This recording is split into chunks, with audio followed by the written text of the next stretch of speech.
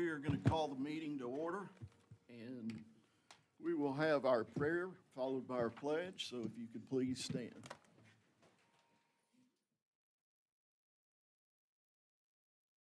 Heavenly Father, we are grateful to you for the way that you have blessed this town and the way that you love and bless each individual one of us. We come to you tonight to ask for wisdom and pray that everything that we say and do will be glorifying to you, and the decisions we make will be honorable to you. In Christ's name, amen. Amen. I pledge allegiance to the flag of the United States of America and to the republic for which it stands, one nation, under God, indivisible, with liberty and justice for all.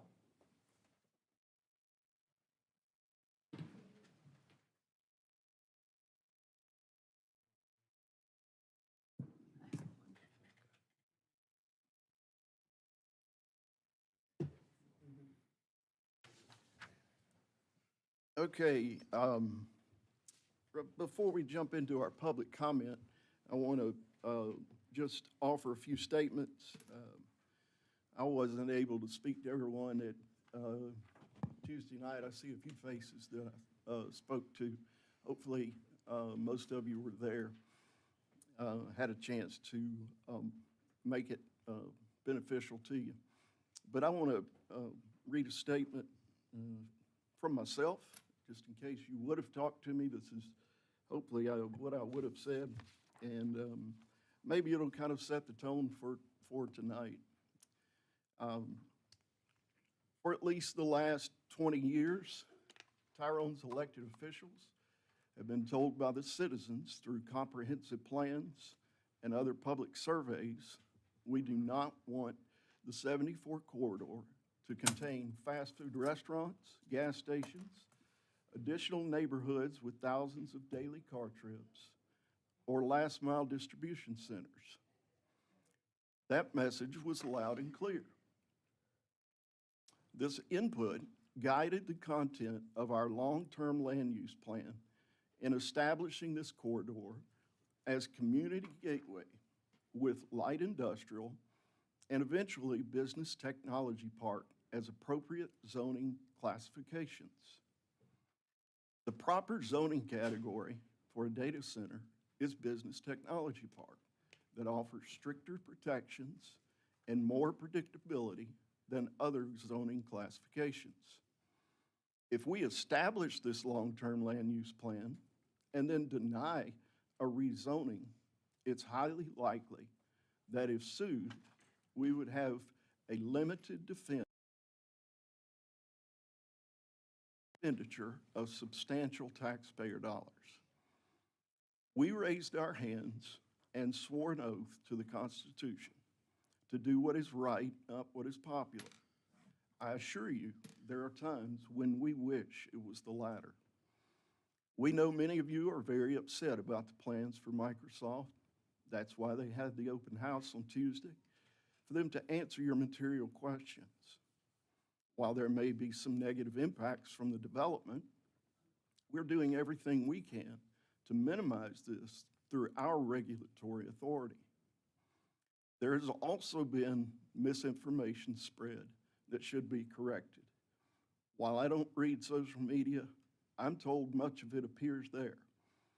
I love free speech, but please stick to the facts and try to avoid personal attacks.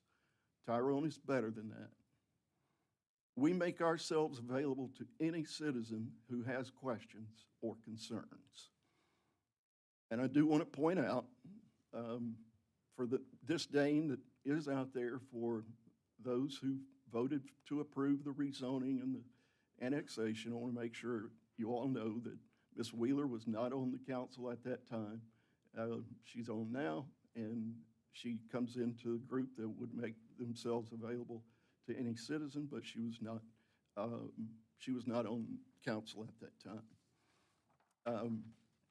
So I just wanted to set the stage and let you know those words before we get into our public comment. Our public comment period is like it always is.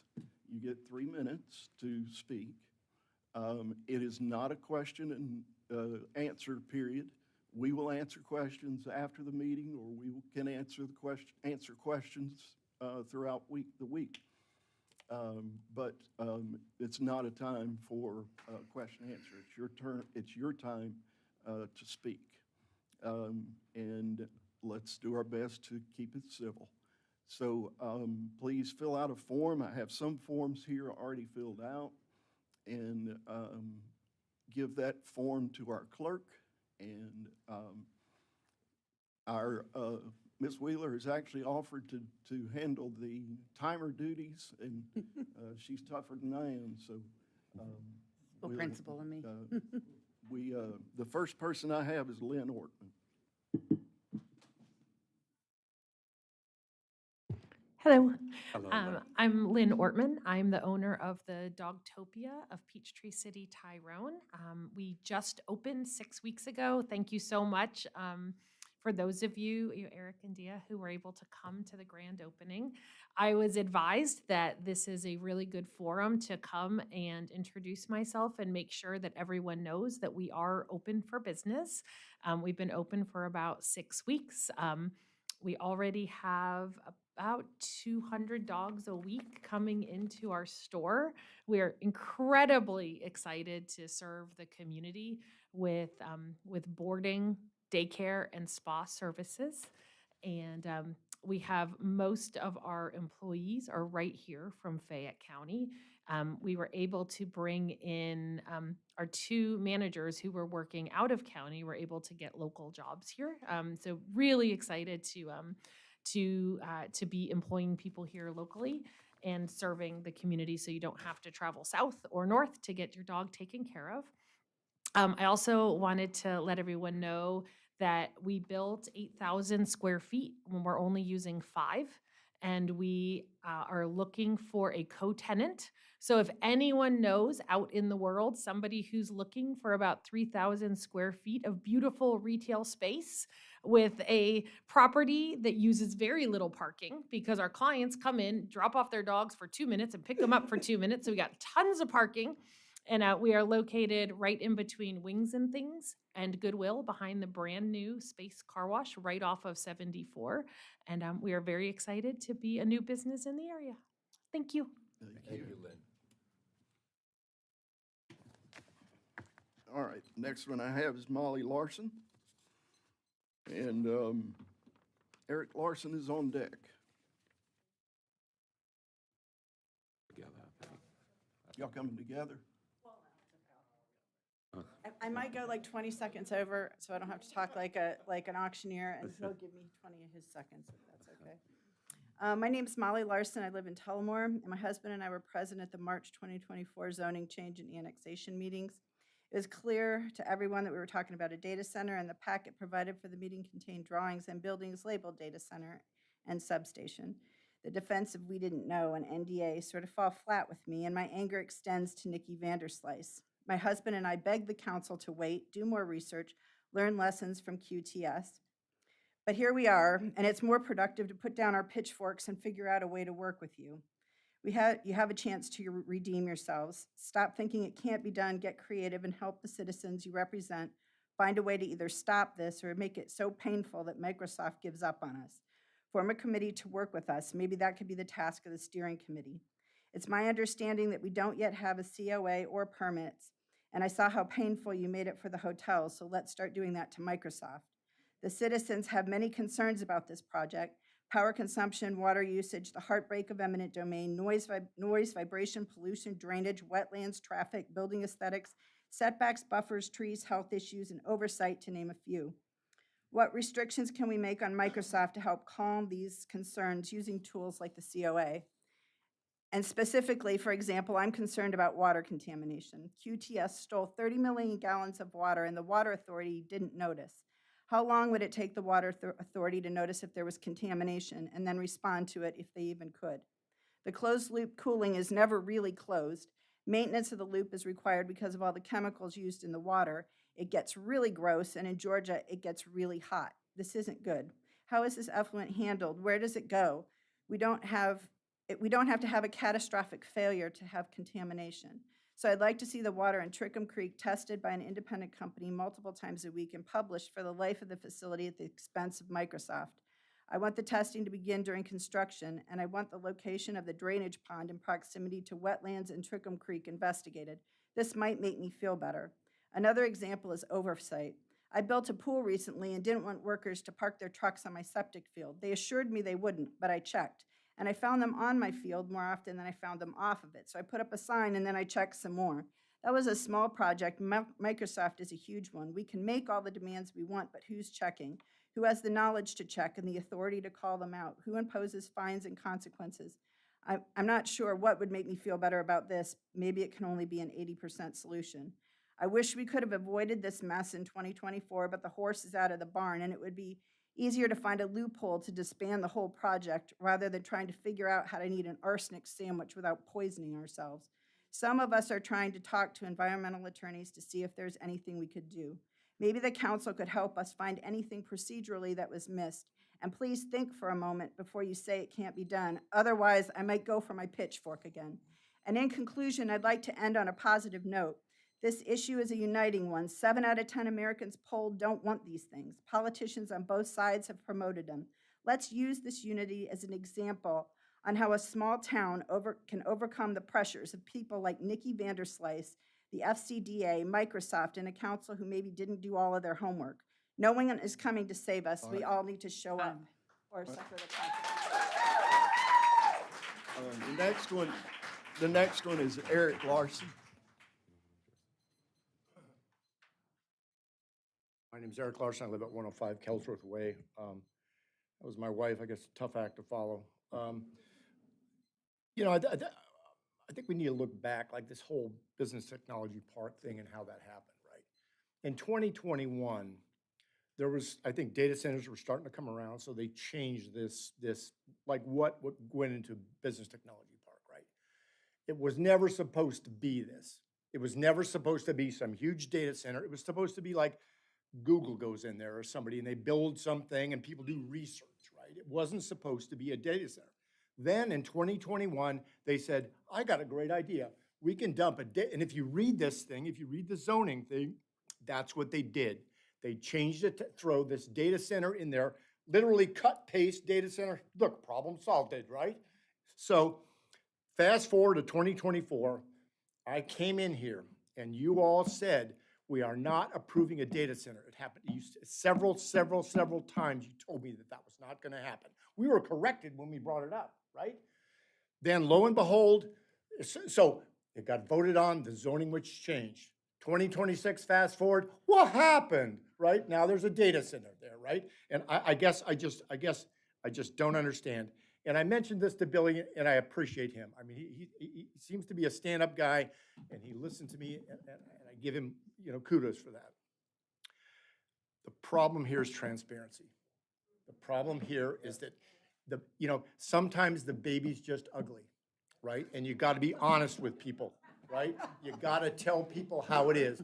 Bad news doesn't get better with age, right? If you knew this data center was going in 2024, then you should have said the baby's ugly, we're putting in a data center. I mean, that's just how this stuff works. These people are hardworking folks, right? And I bet you're gonna hear some stories here coming up. This is ruining people's lives, this stuff is. You've got eminent domain going on, you got power. Anybody been down to Graves Road and seen what they've done there? It is a catastrophe, it is awful. You've got to do what's right now and fix this, right? Because this is your, well, not you, this is your problem, right? And I'm not calling anybody out, but sometimes, here's what it is. I'm not mad, because when my mom used to get mad at me, she would say, I'm not mad at you, Eric, I'm disappointed. And that's what I am. I'm disappointed. Thank you, Eric, and I appreciate you too, Billy. You're a stand-up guy. Thank you.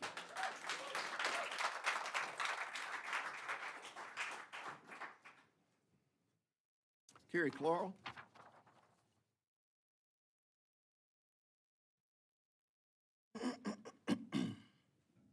Good evening. Good evening. My name is Carrie Clarl, and I live at 203 Mann Road in Fayette County. My property adjoins the town limits of Tyrone. I attended the Microsoft Open House on Tuesday, as well as the public hearing on the rezoning of the Microsoft property back in March of 2024. My concerns are the same now as they were back then. Back then, I spoke publicly and sent you a letter with links to information about data centers. My main concern is the noise that will be generated by the data center. Anyone here who would like to learn more can look up the work of Dr. John Lyver, Lyver, from Prince William County, Virginia, a NASA safety engineer who conducted a study on data center noise and issued a report on December 31st, 2022. He recommended that data centers not be built within 1.5 miles of residential neighborhoods or schools. Data centers emit a constant, irritating, low-level buzz 24/7. Additional noise is produced by the regular testing of the generators that is required to ensure there is backup power in case of an emergency. There is no tree barrier or sound wall that will contain this type of noise. This noise will be a nuisance to residents who live nearby. And maybe this doesn't concern any of you because you don't live nearby, but you should be concerned for the residents who do. Data centers also emit electromagnetic waves, which are associated with negative health effects too numerous to mention here. The noise caused by data centers has received little attention thus far. Even back in February and March of 2024, presentations by an official from the Fayette County Development Authority did not address noise. Chandler, Arizona is well known as the site of many data centers. The noise associated with their data centers has been so disturbing to residents that the city enacted a zoning code amendment to address the problem. The opportunity to meet with and ask questions of Microsoft representatives should have been provided to the public before the rezoning occurred. I am disappointed by the lack of transparency of the process leading up to the purchase of the land and the subsequent rezoning. I urge you to consider the ramifications of this data center on the residents in the area and listen to concerns before any permits or certificates of appropriateness are issued. Thank you.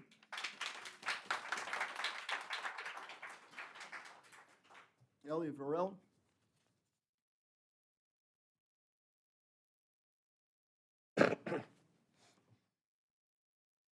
Hi, my name is Ellie Varela. I am also at 203 Man Road, Tyrone, Georgia. That was my mom that just spoke. I'm just going to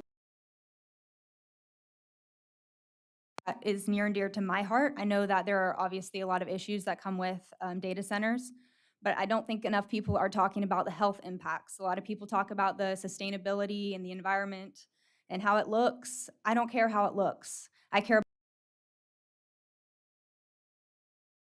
I was born and raised in Tyrone. I chose to come back and live in Tyrone after college. I love Tyrone, and I would love to stay here. But to be honest, the data centers that are popping up is a very big concern for me. Air and sound pollution is the most acute health concern for people living around data centers. I live less than a mile from the proposed site. When speaking to Microsoft employees on Tuesday, I brought up the issue of sound pollution and exposure to infrasound. And all three that were standing there looked at me, and I quote, "They had not thought of that." There are diesel generators, construction sounds, cooling systems, other machines at data centers that all produce sound. And since data centers operate 24/7, 365 days a year, this is a chronic exposure that we are just now learning about. Even if you don't think the noise is loud, chronic noise exposure activates our body's stress response even before we are aware of it. That's things like elevated stress hormones, oxidative stress, which leads to cancers, high blood pressure, and heart effects.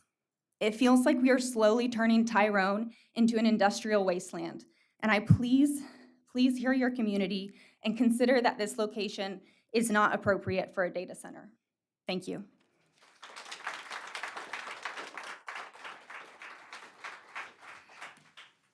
Fernanda Martinez?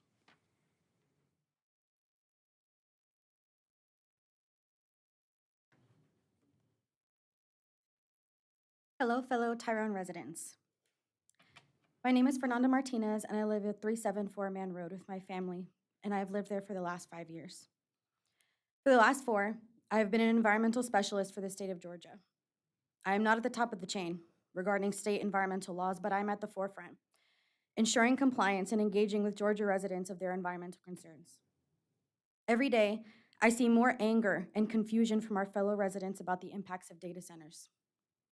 The noise pollution, the impacts, and the reduction in available water, increased electricity usage, and the impact that AI also has on our intellectual capacity, in addition to what everyone also just said. Data centers are recent. Environmental impacts have not properly been assessed, but we do know one thing. They are detrimental to our planet. In our neighboring town, Fayetteville, they have seen the impacts of the QTS data center, and yet here we are in considerations for one here in Tyrone. Earlier this year, another data center was proposed to the city of Fayetteville, and they learned their lesson and denied the appeal. I am not in the position you are in, Mayor and Council, to vote on a decision like this. It has been painted over with rainbows and smiley faces telling us that this is just a meeting to rezone the property, that there will be more jobs, and that this will bring the community together.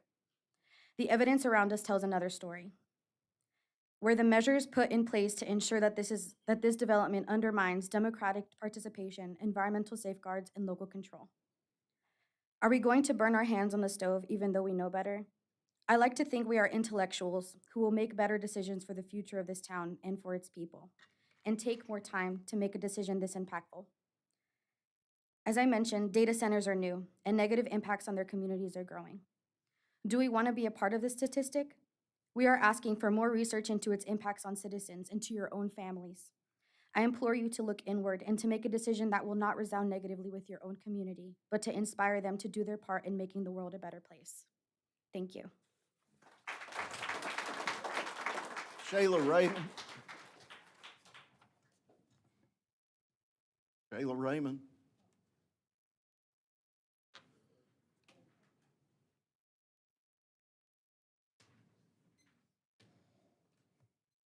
Good evening, Mayor and council members. I know that as leaders in this town, you have a lot to balance when it comes to growth. And you also have a responsibility to protect the people, infrastructure, environment, and character of this town. The QTS data center is only 7 miles away from the proposed Microsoft data center, and my property, and many others in this room, is halfway between the two. When I found out that I would be living right between 2 data centers, I was in shock. It seems incredulous that a decision like this could be made. I trusted the leadership of Tyrone to recognize the horror show QTS has become and never ever let something like that happen here. I am gravely concerned over both the known and unknown harm we are in for. I have serious questions about the health hazards, consumption burden, and diminished property value for those of us living between these data centers. Nobody wants this.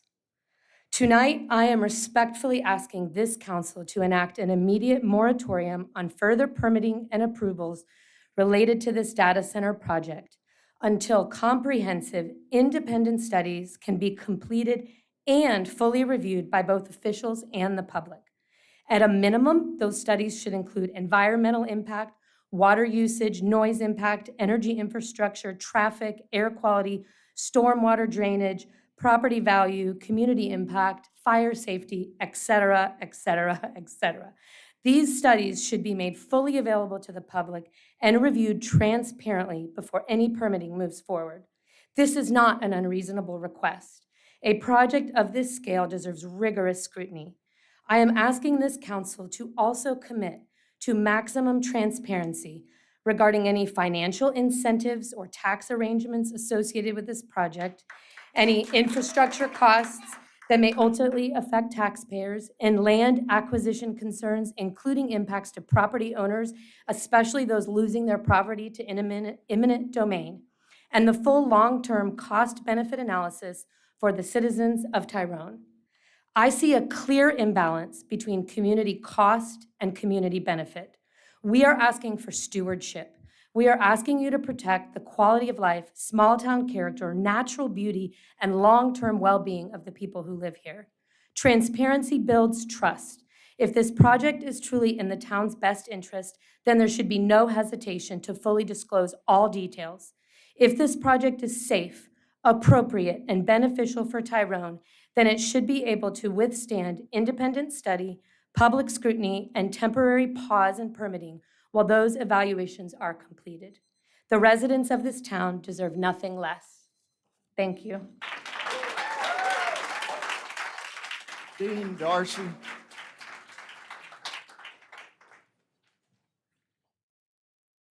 Good evening, council. First of all, Mayor Dial, you addressed my first question on my sheet as far as what the town could have done legally or constitutionally to fight the state of Senate and keep them out of here. So that's moot. I've been here 35 years, 100 Calypso Court, Tyrone, Georgia. I'm more here tonight because of the rhetoric and the gossip in town, and now it's become threats against my fellow residents of the town. Personally, I can vouch for the integrity of everybody on this board. Work side by side with you as the vice president of the Tyrone Youth Association. I know the job you're doing, and I know the difficult place you're in. I'd just like to cite some past history of issues like this. Southampton, beautiful subdivision. Town previous administration decided to take on John Whelan. We lost. He put in double density in that subdivision. Those were supposed to be 1 to 3 acre lots. He was going to give us a sewer, all these things, and we fought him, and he says, okay, you want to keep me out? Now I've got free reign. I'm going to put these places where I can brush my teeth with you in my window. That's one, okay? The other big one, and I don't know if the constituents know this, Publix. We chose to take on Publix, and we really lost it on that one, to the point of where Tyrone is cited in the Supreme Court of Georgia, that if we ever show up again, we better have our ducks in a row, because we took on Publix and they won anyway, and they came here. So my pleading is, work with these folks. We need to join on this. We can't have people threatening we'll put feces in the mailbox and everything else that's on there, personal attacks and everything. Now you're attacking not only my friends, but the council. We need to join on this. I'm probably not the best proponent to speak tonight. I'm not totally for the data center, but I'm guilty of building major factories across this state in 35 years I've been here. And my years at IBM, I worked closely with Microsoft. Nobody here has deep pockets like they do. And they're coming, okay? This is coming, and none of us here can take that out. In 2009, that farm was for sale after it was wiped out by the tornado. I don't see anybody here tonight that went up there and bid on the farm. I looked at it, and I couldn't afford, it was only about $8 million back then, not the 30 or 75. So, and then where's everybody been for 2 years?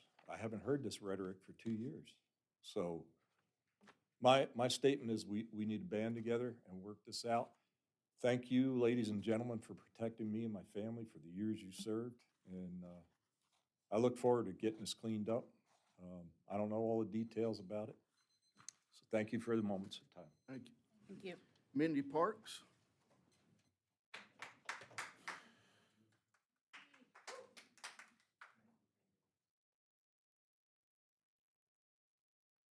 Good evening, everyone. My name is Mindy Faye Parks. I live at 1241 Sandy Creek Road. I will be about 1.5 miles from the proposed data center. So I moved to the Atlanta area 9 years ago from Chicago, and while we were house hunting on the north suburbs of Atlanta, I realized I did not like it. There was too many chains, traffic, and I liked to see the sky. And everyone told me up there that there was nothing south of Atlanta. Well, I pulled up a map and I searched best pie south of Atlanta. Shamrock Kitchen popped up. And believe it or not, this is how I ended up in Tyrone. I remember the first time I drove down 74 9 years ago, and I finally felt like I could breathe, like I could see the sky. Of course, things are different now on 74, but when I read the comprehensive plan of Tyrone, the things that kept popping up were small town feel, green space, conservation. These were the things that seem very important to the people in Tyrone. Another big city woman recently arrived in Georgia. AOC, the rep for New York City's 14th Congressional District, was nearby in Morgan County, Georgia, talking to residents who live next to Meta's data center. Their well water has turned to sludge. They cannot bathe. Their appliances don't work, and they have to buy water to flush their toilets. This New York City representative took jars of the residents' brown sludge well water in front of the EPA and has pressed the EPA to investigate Meta's effects on the water in Georgia for those citizens. And Microsoft has every incentive to go as fast as possible on this project because people around the country are getting wise to the negative effects of data centers. 11 counties in Georgia have put a moratorium on data centers, and people around the country are speaking out against them and calling out the negative health and environmental impacts that data centers are having on their lives. The people of Tyrone do not want to be guinea pigs. They don't want to be the people to sue corporations after they have cancer, or after their wells turn to sludge, or after their loved ones get sick and die, or miscarriage rates go up. We must be ahead of the curve on this. The town council must find any way possible to slow down, or even better, stop the development of the Microsoft data center. Thank you all.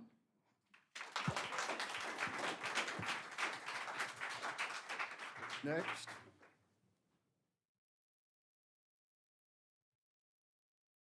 All right, hearing none, we'll move on to our, is there a motion to approve the agenda? I said next and nobody came. I didn't.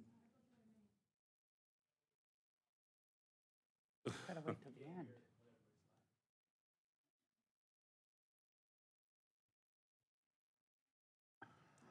My face. How are y'all doing? Good. Good. How are you? I'm great. Good evening. As you know, my name is Shawnee Dudley. I was here on March 19th of this year and several times during the hearings in 2024. And I said I would be back. And I'm glad to be back with all of these awesome residents here in us trying to stop this data center. So again, I'm Shawnee Dudley. I live on Hedrick Way in Tyrone. And I'm here tonight to call this council to immediately place a moratorium on the approved data center project and to demand that before any further action is taken, a comprehensive impact assessment be completed and made available to every resident in this community. This project must be paused. A data center is an industrial facility, and the decision to bring one into Tyrone was made too quickly without the studies and community input that a decision of this magnitude demands. These operations consume extraordinary amounts of electricity and water, generate constant noise and heat, degrade the surrounding environment, and place punishing demands on local infrastructure. Before this goes any further, we deserve answers. We are calling on you, Mayor, and the council to enact, as one of my residents had mentioned, an immediate moratorium on all permitting, site preparation, and construction activity related to this data center until 3 independent assessments have been completed and presented publicly to this community. The first is a health impact assessment. What are the real effects of our air quality, our noise levels, and the health of our families, our children, and our seniors? Residents have a right to that data before this moves forward.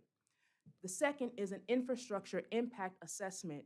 Our roads, water systems, power grid were built for a town, not an industrial operation. Who pays when our infrastructure buckles under the strain? Tyrone taxpayers deserve an honest answer. Third, a full environmental assessment. These facilities consume millions of gallons of water annually, as we've seen in Fayetteville, and drive up energy demands significantly. What does that cost on our environment, our green spaces, and the character of this community we love? A moratorium is not a permanent no, but it is a responsible pause, a chance for this council to demonstrate that it takes what it takes is obligation to our residents and takes us seriously. If the assessments show this project is safe and manageable, that can be made publicly. But right now, the case has not been made, and Tyrone should not bear the consequences of a rushed decision. We are asking you to hit pause, do the work, and protect this community. Thank you. Thank you.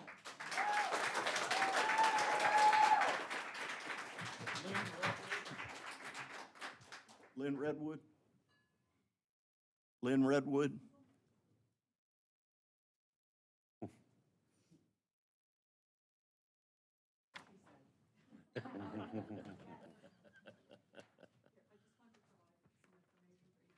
Thank you.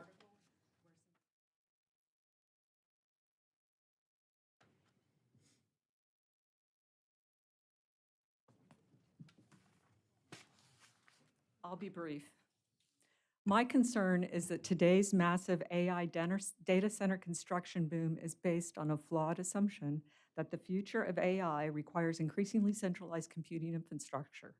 This belief is becoming technologically outdated, and this is why. AI models are becoming more dramatically efficient. Smaller, specialized AI models can run on local hardware, compact servers, instead of these giant centralized facilities. New AI applications require real-time processing close to the device, called edge computing.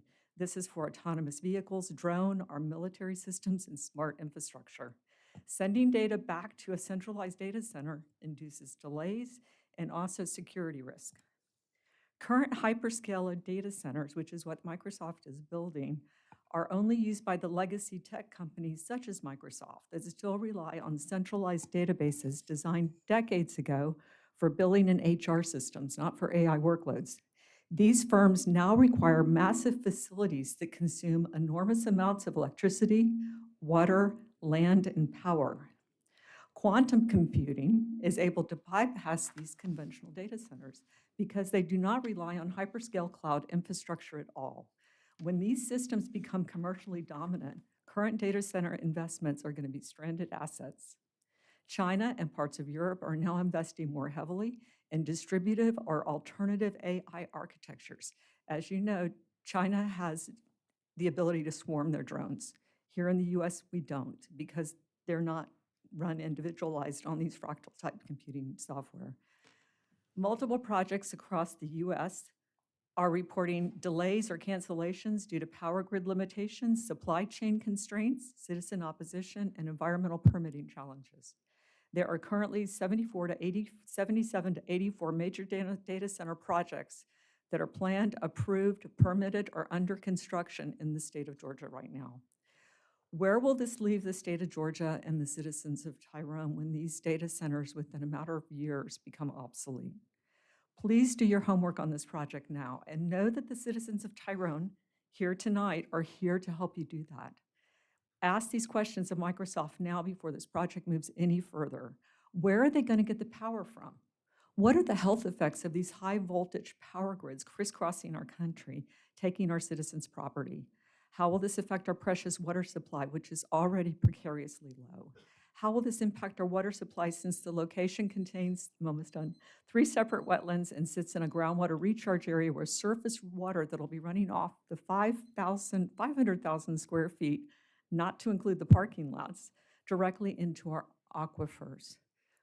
What will happen when this facility That's becomes time. obsolete? Thank you.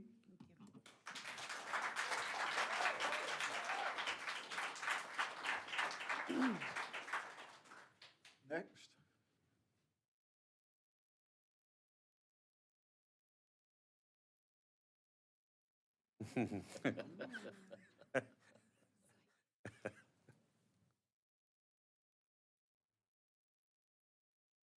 Hi, I'm Ann Wittenberg. I live at 197 Lincoln Road in Tyrone. We moved here, we actually left Peachtree City and moved here 10 years ago and have just loved the small town that we moved to. And I'm not going to take up a full 3 minutes. I don't have any data for you. All I have to say is I have a son-in-law who is PhD from Georgia Tech who says data centers are deathly. And he says people are going to start getting sick. And, you know, unfortunately, he lives up in Utah where Kevin O'Leary is getting ready to build a humongous data center up there. But I just say, you know, let your conscience rule. I mean, I won't be around probably by the time that thing gets built, if it does get built. But I have children and grandchildren, you know, raised here, just in Fayette County. And I worry about their health and their safety, and just please, please think twice about approving this. Let your conscience guide you. That's all I'd say. Thank you. Thank you.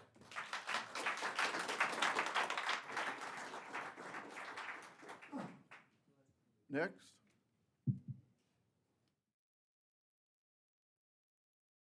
Hi, I'm Hannah Shulsky, here from Fayette County tonight.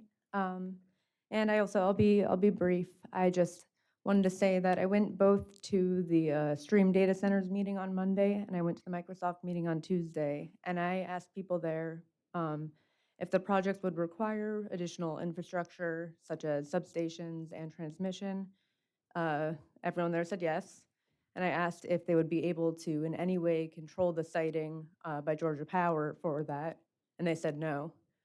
And that to me becomes kind of a non-starter in a way because in the case of the QTS, Microsoft in Fayetteville, Georgia, that project, they said they were going to use they said they were going to use the existing infrastructure that was there, and then they turned around and more than doubled the size of the thing and decided to run transmission through our residential properties. So that, like, off the bat was not, didn't feel good that they lied to us. They handle all their siting internally at Georgia Power for the transmission. There's no oversight. There's nobody looking at this. And they were telling us that they couldn't co-locate with Georgia Transmission in our electrical corridors. So they completely ignored our land use plan because, I imagine you make less money if you're co-locating as opposed to owning your own easements. So that was a huge problem. And I was one of the homeowners that was impacted. And when they first came to me and said they wanted to give me $2,830 for my entire front yard and to put a 200-foot tall pole 30 yards away from my front door, it was going to be 230 kilovolts. I was just slapped in the face. I was like, here are $3 trillion companies offering me $2,800 to destroy my financial security. So I think, like, until these data centers are going in and they're helping these homeowners, they shouldn't, this is for a private transmission line to their substation. This shouldn't be a cost that is put on people. It ends up being a huge burden, and it's so stressful. The only way I could deal with it, I had to very publicly and loudly oppose them, and I'm not somebody that likes to be contentious. And I was forced into a corner. And so I'm just asking you to please consider the fact that, like, until, I think there is a right way to do things. I'm not against progress, but I think as long as Georgia Power is going to do whatever they want without any oversight, I would strongly recommend that you put a moratorium on data centers. Thank you for your time.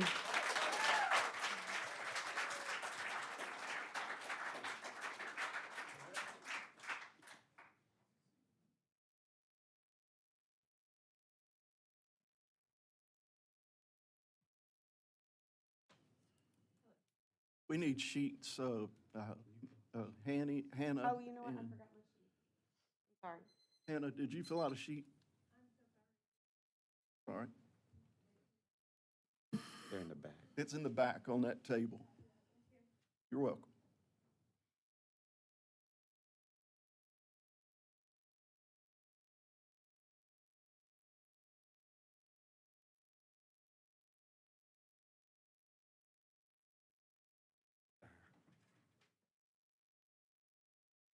Thank you, ma'am. I'm Kylie Hood. I moved here with my family about 3 years ago from Henry County, Georgia. I don't know how many of you have lived there or have been there. You're probably very familiar with what happened in Henry County, Georgia. We started a very public battle with our commissioners in our town over warehouses and over overconsumption and growth in an infrastructure that did not support it. And just for the record, my family helped found that. They've been there since since the day it was founded. My grandmother was a Crumley. I lived on a Crumley road. And here they come knocking on our door. And it was like the people in our town lost their minds. It was like they just forgot everything that was important. Preserving the land, preserving the air, preserving the infrastructure that our tax dollars paid for. We have big old trucks running down through Highway 155, just tearing that road slap up. How many of y'all got stuck on that road before? It's miserable, right? 30, 45 minutes. And then we moved here, and we didn't really know a lot about data centers, I'm ashamed to say. I didn't know a lot about it. I kind of think I had heard somebody mention something about one early on, and we were told, oh, that'll never happen. That'll never happen. And so I live with the fear of what happened in Henry County. I watched my town that I grew up in become something that I do not recognize. And I watched people I grew up with, commissioners, sit there and look at me in the face and say they were comfortable with this. And guess what? A lot of them don't even live there anymore. And so when I start seeing things like this happen, my heart took a stutter. It was like, I have lost another home because we've been so happy here. We found an oasis, right? We finally found something that was like a little small town feel, like what McDonough used to feel like. I grew up on a dirt road. And even though this town's not quite that, it kind of has this community feeling that just, I don't know, it makes you feel good. Like, I mean, I feel like we smile at each other in the grocery store. We do all of that. And then I hear this data center thing and my heart stops because I saw what happened in my town. I saw men and women I trusted. I trusted to protect us, protect the land that my grandparents are buried on. I have family buried here, and I'm sure many of you do too. And I don't want it tarnished like our town was. I've come to love this town. I plan to live and die here for the rest of my life. We love the little golf cart community. We love the people here. But I'll tell you, we're like, we can't move again. We don't have the money to run from another problem. So going back to vote your conscience and remember who you are, remember the people that you represent. Remember who we are. We have faces. Look at these people. Everybody here is affected by this. Every single person. And I'm hearing a resounding, we don't want this. And we need you guys to work with us to stop it. Every chance you get. Look me in the eye. We're real people. We're real people. Thank you.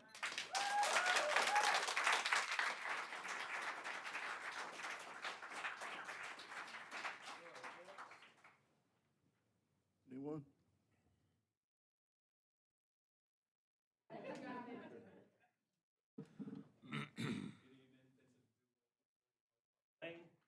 Came here a couple months ago, and I tried to appeal to your hearts. I said, welcome to Tyrone, the town of the Dana Center.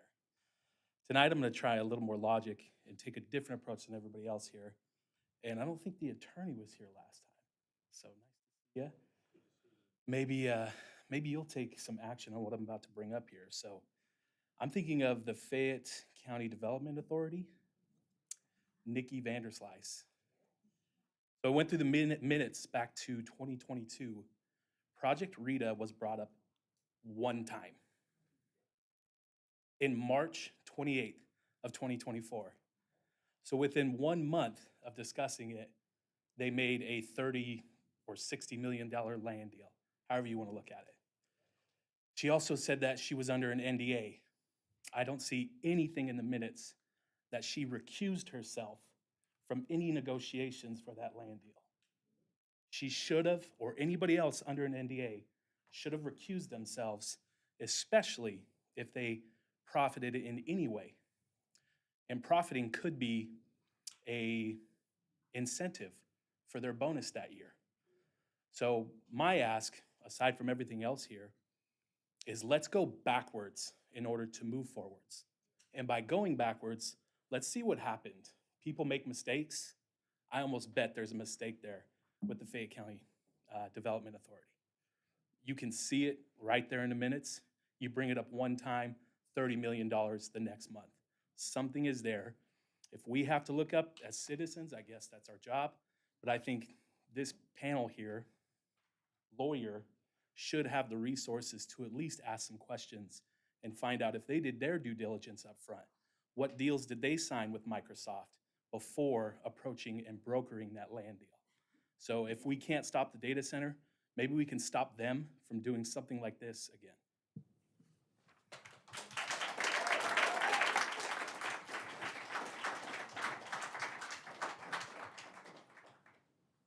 Next.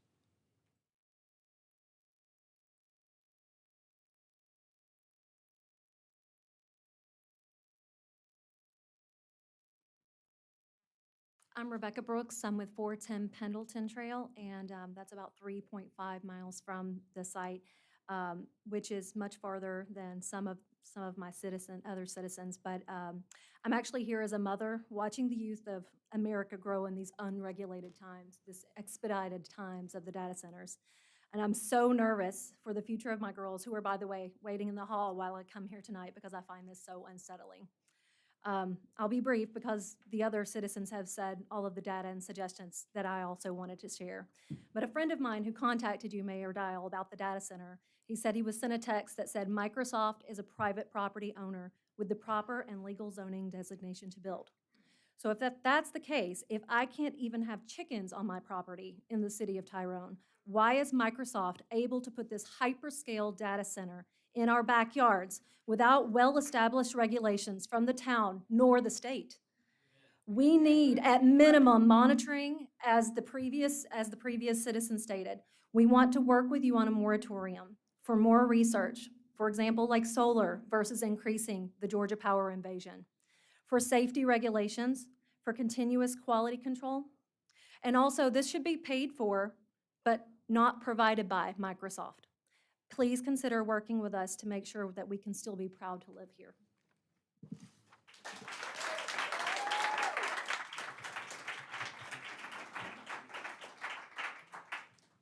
Next. Am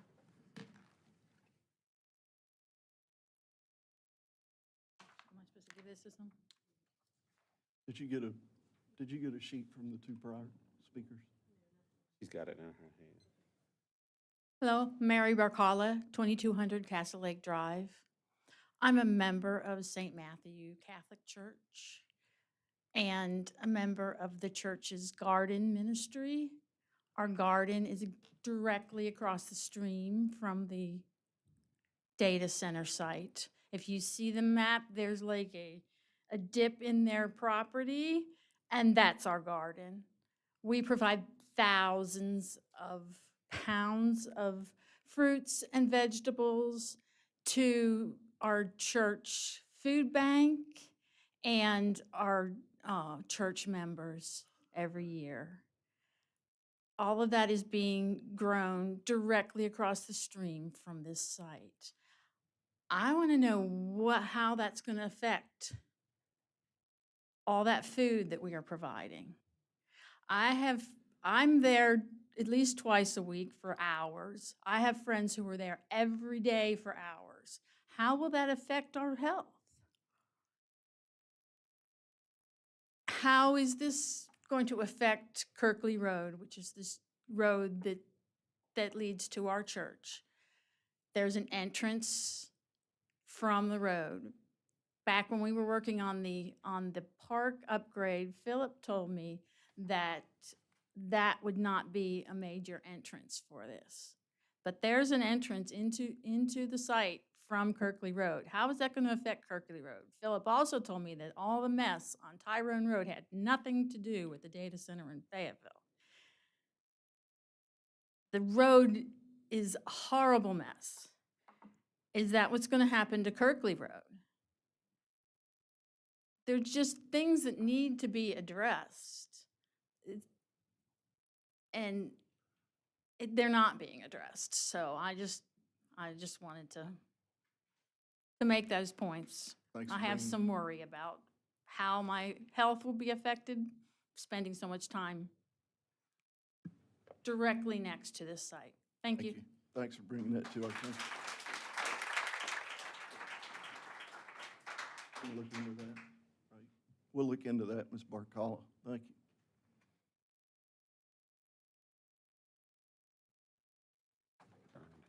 Anyone else? All right, okay. You have a second public comment period. We have another comment period at the end, so if you need to speak again, you can do that. Is there a motion to approve the agenda? So moved. Second. Any discussion? All in favor? Aye. Is there a motion to approve the consent agenda? So moved. Second. Any discussion? All in favor? Aye. Aye. I do want to recognize Zoe Demeanor. If you could stand up and just tell us your troop number, our Girl Scout friend. You don't have to speak, don't worry. You can just, She's coming up. you can either yell or you can come to the mic, whichever you prefer.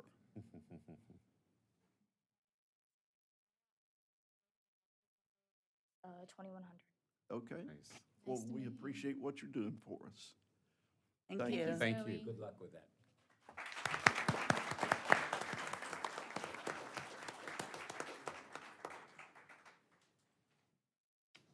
All right, we have a couple proclamations, presentations here. The first one is to recognize 2026 as the 250th anniversary of the United States. And I first want to thank those who are working and helping out with the celebrations this year on July 4th. If you are assisting with that, will you raise your hand? A little higher than that. Okay. Thank you for all you all are doing on that. Whereas on July 4, 1776, the Founding Fathers declared the independence of the United States of America, establishing a nation founded upon liberty, self-governance, and the enduring truth that all men are created equal, that they are endowed by their Creator with certain unalienable rights, that among these are life, liberty, and the pursuit of happiness, that to secure these rights, governments are instituted among men, deriving their just powers from the consent of the governed.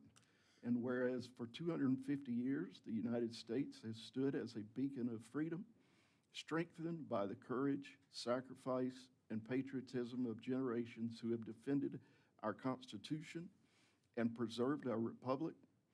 And whereas the town of Tyrone proudly embodies the American spirit through its commitment to community, civic responsibility, and respect for the freedoms we enjoy. Whereas the semi-quincentennial provides a historic opportunity to honor our nation's past, celebrate the blessings of liberty, recognize the service of our veterans and military, and renew our dedication to the ideals that unite us as Americans. Now therefore be it proclaimed that the mayor and council of the town of Tyrone, Georgia, do hereby proclaim the year 2026 as a time to commemorate the 250th anniversary of the United States and encourage all residents to observe this milestone through patriotic observances, educational programs, and community events that honor our nation's history and inspire future generations. In witness thereof, I have hereunto set my hand and have caused the official seal of the town of Tyrone, Georgia to be affixed this 21st day of May, 2026.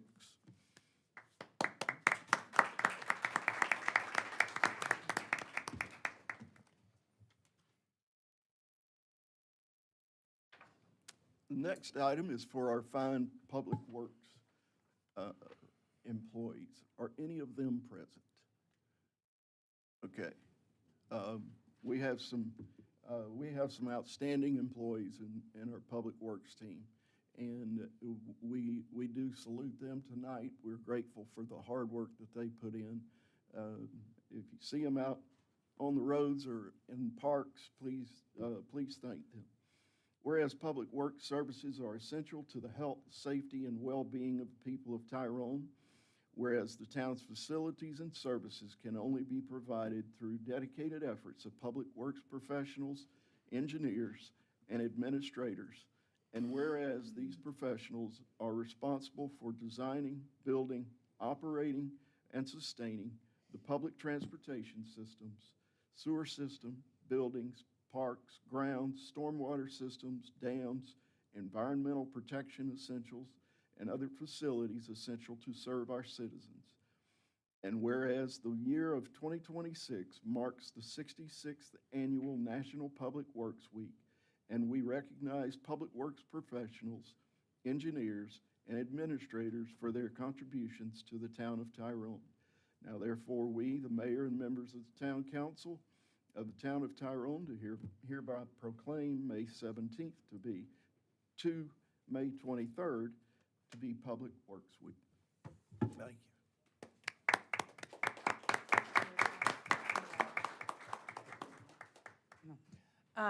you.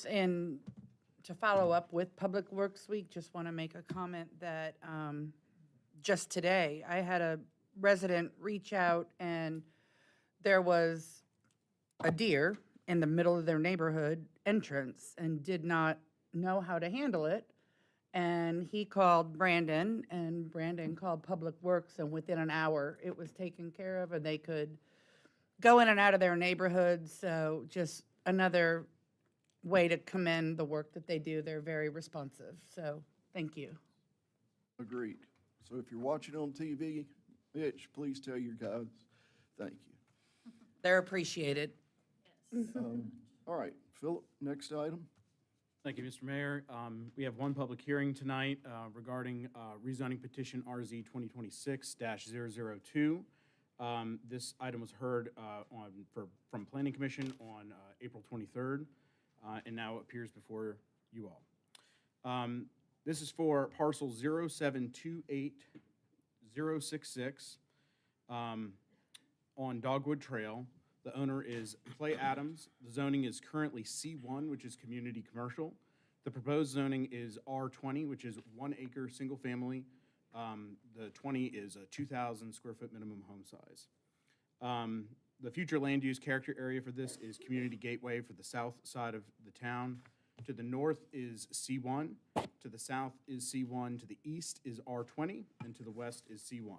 There are currently no site improvements on the property, and it is approximately 5 acres. So you can kind of see the property here.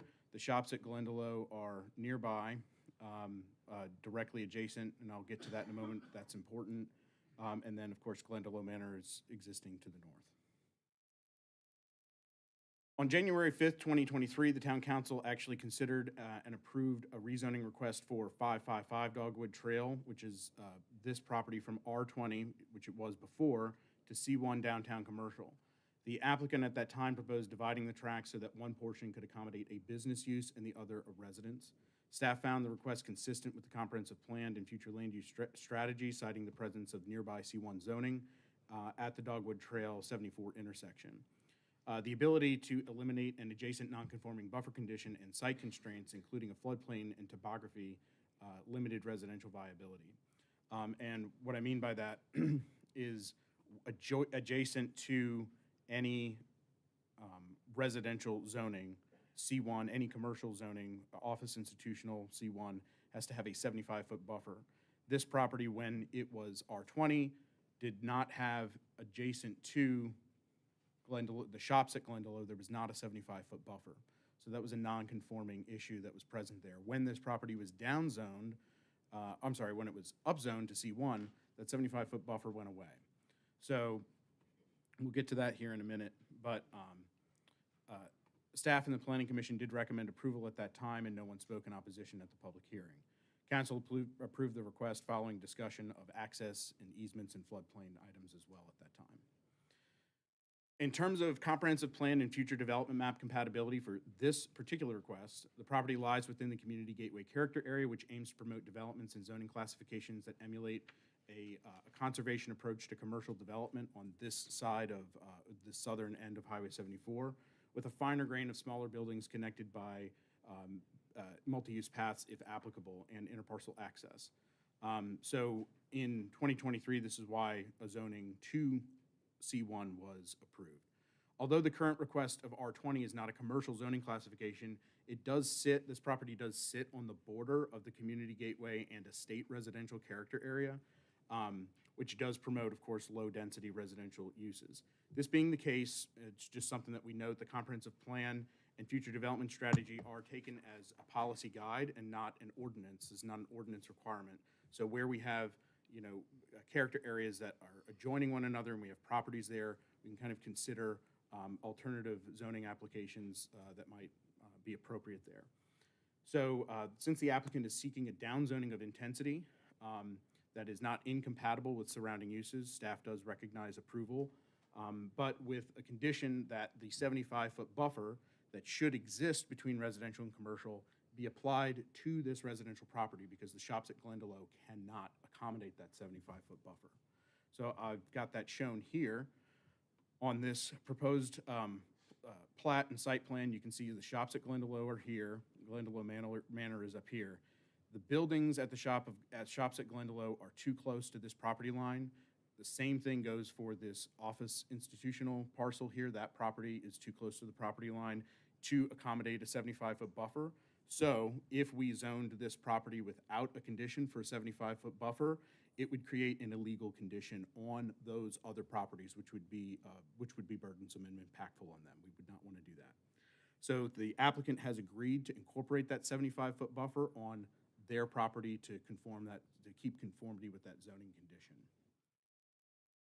So going through the ordinance compatibility and impact assessment, will the zoning permit, and these are all questions and standards that are within our zoning ordinance, will the zoning permit suitable uses with surrounding properties? It's staff's determination that this zoning will permit suitable uses with surrounding properties.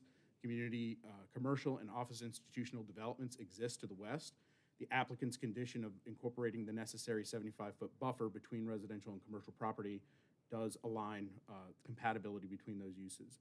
Will zoning adversely affect adjacent properties?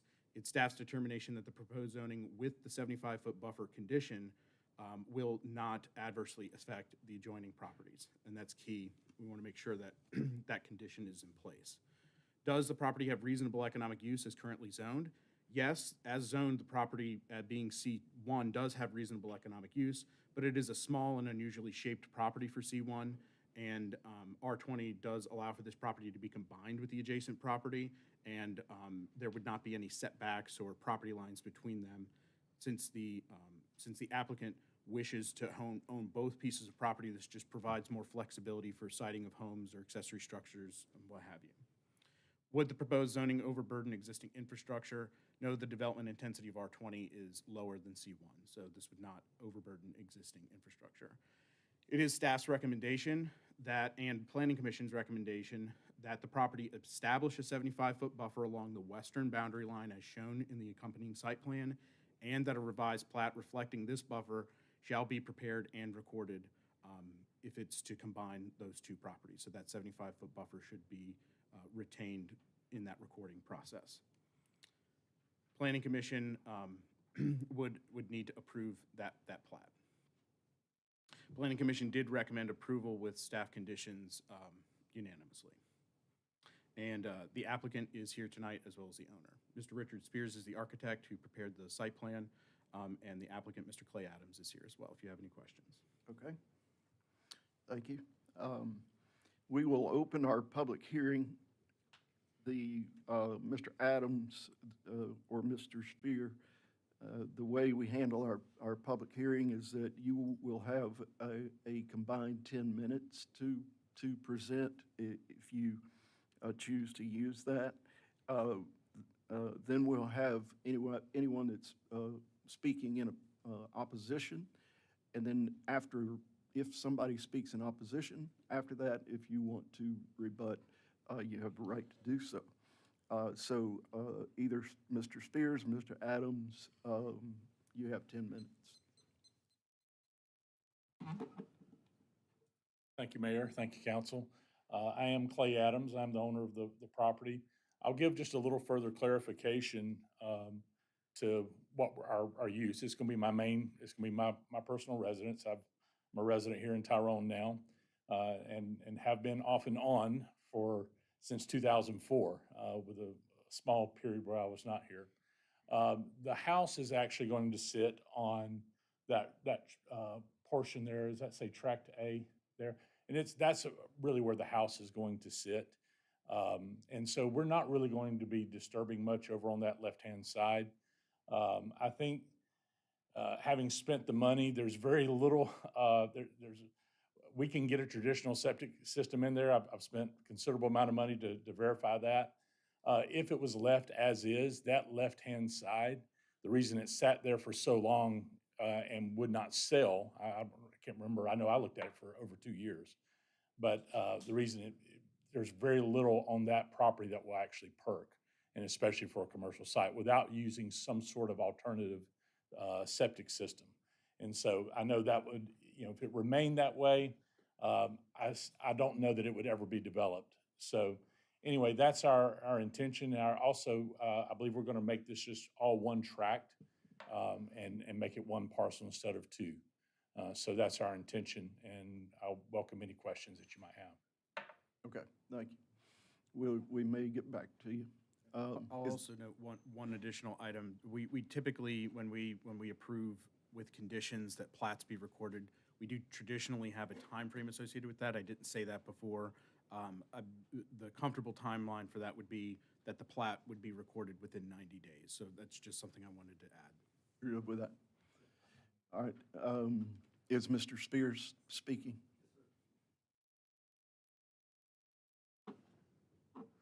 My name is Richard Spears, and I'm Clay Adams' architect. And I want to share about this property just from my own experiences. I've been all over this property. I've walked all through it. And it's a beautiful piece of property. And Mr. Adams hit the nail on the head about what this zoning is when he said it's set for 2 years. The reason why it's set for 2 years is because of what he just said about perking. But the reason why you have the shops at Glendale and then the Glendale Manor, and then this little commercial property is basically the topography of the site.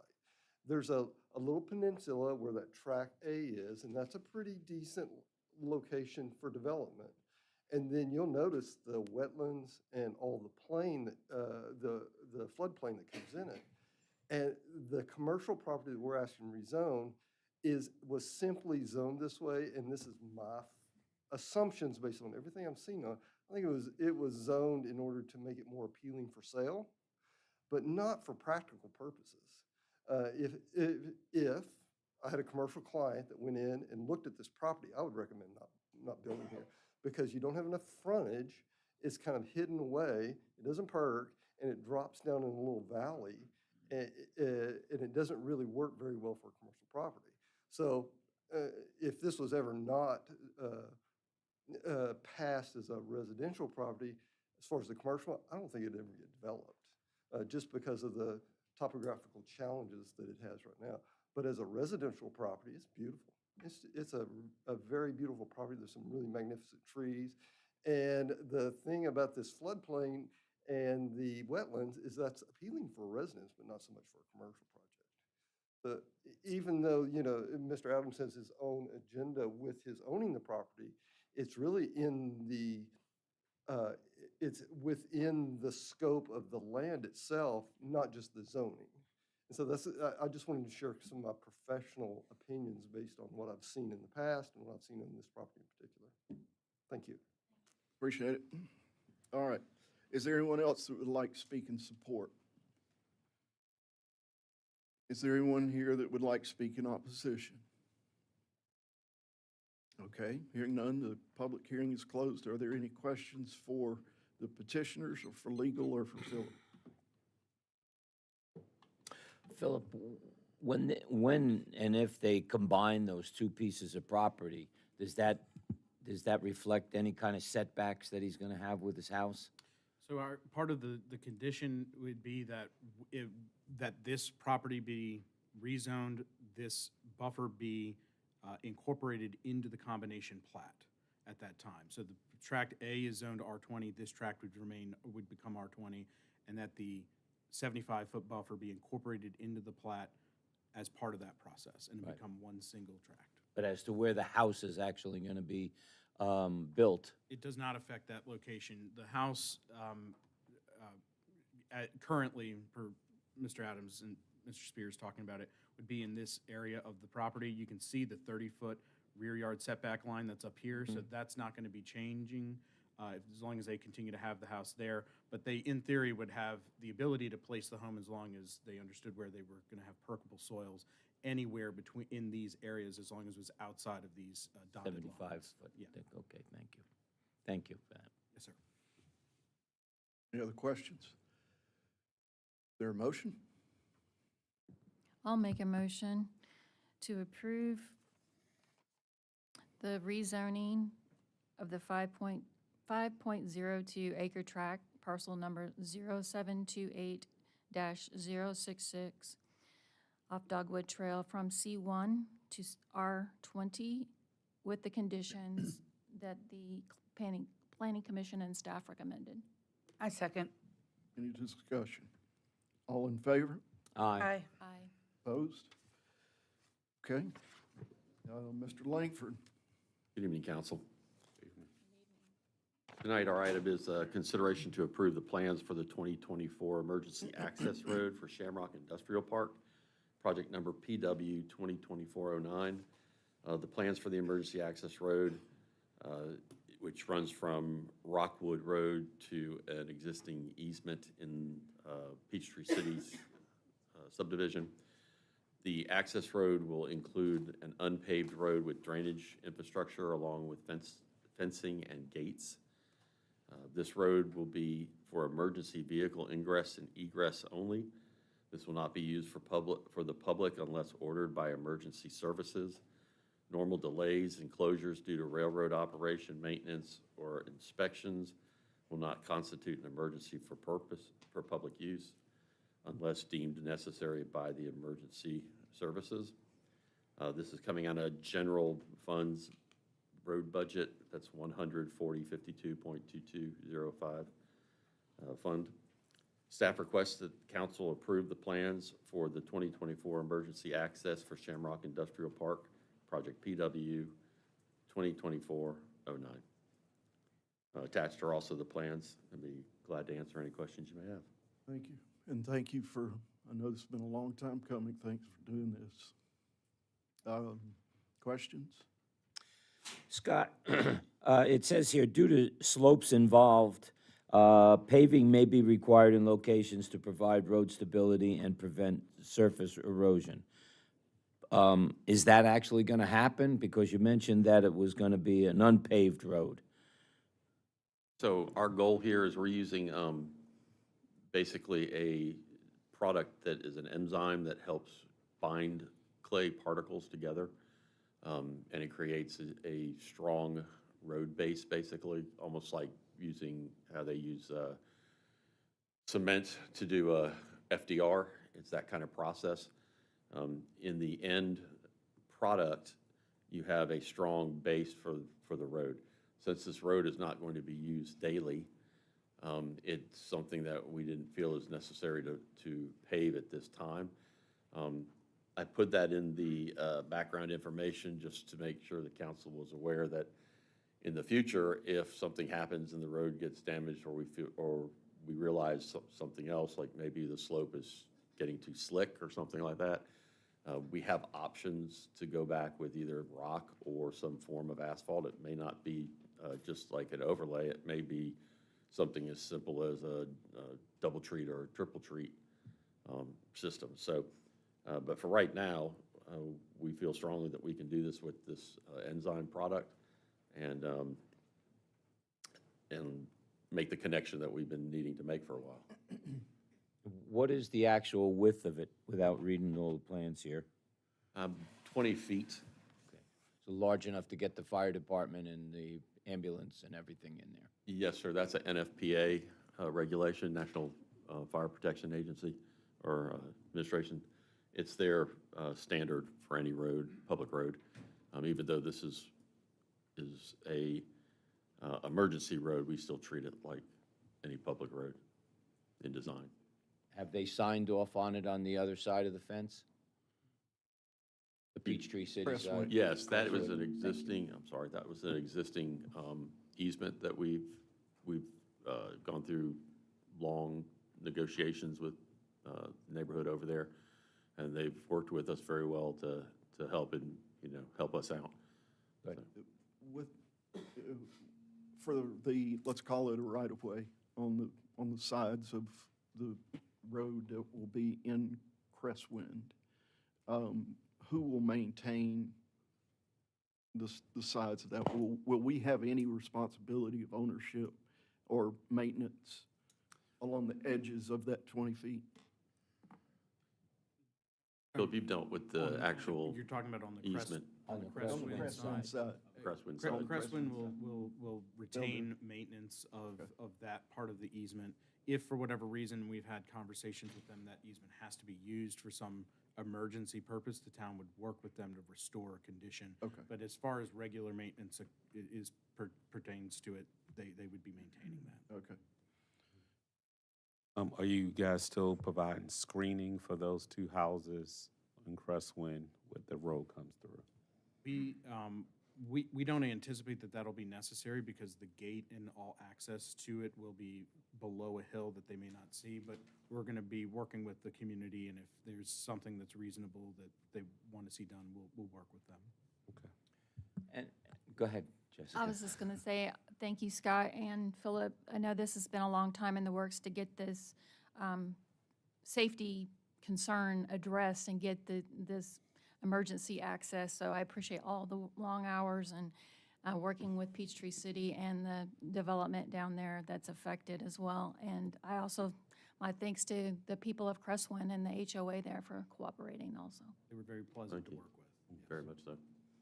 Scott, the condition on the Crestwind side, I know when we first talked about it a long time ago, there was a concern that when the fire trucks were able to enter from the Crestwind side, that property or the grassy area that they're coming in on, is there any stability are they adding any stability to that? Or if it's a rainy season and that fire truck has to go over the grass, is there any reasons for concern for that? We've had discussions about this with the fire department, and the fire department said that they can get back there. Okay. They feel very confident that they can access it. The developer knew there was an easement in that location, so if you actually go there, the ground has been graded with kind of like almost like a subgrade of a road base there. There's no, of course, any paving. There's not any paving there, but it's very stable, very hard, and very flat. Okay. I went one time and we took the truck up on that area and we had no issues. All right. Any other questions? Okay. Thank you, council, and thank you for the kind words to Public Works. Thank you. Is there a motion on item number 9? I make a motion that we, I'm I'm sorry. sorry. Item number 8. I misspoke. Okay. I make a motion that we approve the plans for the 2024 emergency access road from Shamrock Industrial Park Project PW 2024-09. Second. Any discussion? All in favor? Aye. Opposed? Okay. Item number 9. Philip, I assume you're presenting this. Yes, sir. It's a consideration to approve the conveyance of town-owned property located at 969 Sonoy Road, parcel number 0738098, to the Town of Tyrone Downtown Development Authority for economic development purposes. A little bit of background on this. The town acquired the property located at 969, also known as the Clark property, back in 2023. If everybody remembers, it was a junkyard. The town went through quite a process to clean up that property. And it's been cleaned up, and the Downtown Development Authority has requested that the property be conveyed to them to support future economic development initiatives and redevelopment opportunities within the town. The DDA is authorized under Georgia law to acquire, hold, improve, and dispose of property in furtherance of economic development and downtown revitalization objectives. The conveyance of the property to the DDA would provide the authority with additional flexibility in pursuing future redevelopment opportunities consistent with the town's long-term development goals and their purpose for existing. Council action is required to authorize conveyance and execution of the associated transfer documents. In terms of funding, there is no direct fiscal impact associated with the conveyance itself. Future redevelopment activity associated with the property may generate long-term economic development and tax-based benefits. Staff does recommend approval of the conveyance of the property at 969 Sonoy Road, parcel number 0738098, to the Tyrone Downtown Development Authority, and authorization for the mayor to execute necessary conveyance documents and contracts. Okay. Thank you for this. Any questions for staff? Legal? Is there a motion? I make a motion to transfer the ownership of town property located at 969 Sonoy Road, parcel ID 0738098, to the Downtown Development Authority. Second. Any discussion? All in favor? Aye. Okay.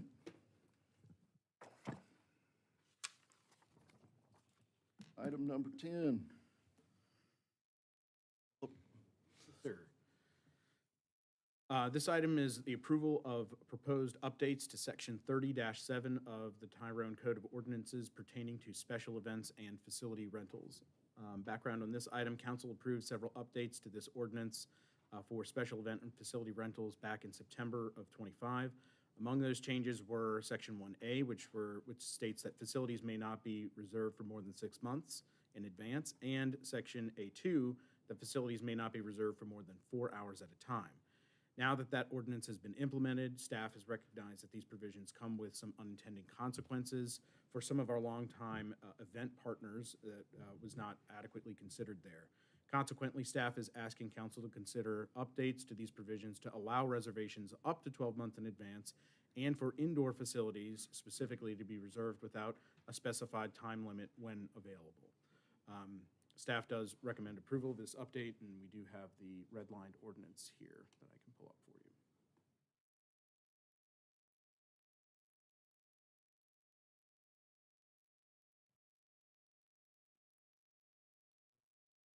Philip, are we questions? Okay. You may. Oh, thank you. I hesitate a little bit about putting without a specified time limit when available. It's a little vague, and I hate to do that. Only from the standpoint that we know that people will take full advantage of that. Is there a way that we can have a process where if the time limit that we set for that can be appealed by the vendor or the person there, and then we can do it basically on a case-by-case basis? I hate to have it open-ended like that.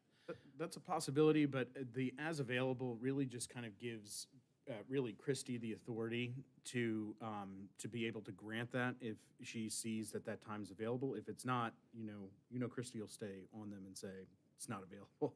So it really just gives them that gives recreation that flexibility to determine the schedule, and I don't necessarily see it as something that would be taken advantage of by the owners. They may request it, but it would be at Recreation's discretion to grant it as long as that wasn't a conflict. And so they would be the best ones to identify those conflicts. As long as we got some checks and balances. Yes, sir. Philip, is there a reason why we are doing this only for indoor and not outdoor or all facilities? That's a good question. I think it was just this is where we noted there was a conflict was for indoor facilities. Outdoor facilities and rentals, we've just not identified a conflict with that at this time. And usually if there was anything that was over that time, it's at that point, it's usually a town-sponsored event for some of those outdoor rentals. But Christie, did you have any other commentary on that?